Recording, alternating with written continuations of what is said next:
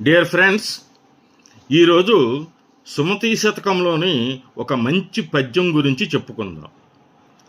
తన కోపమే తన శత్రువు, తన శాంతమే తనకు రక్ష, దయ చుట్టంబౌ, తన సంతోషమే స్వర్గము, తన దుఃఖమే నరకమండ్రు, తథ్యము సుమతి.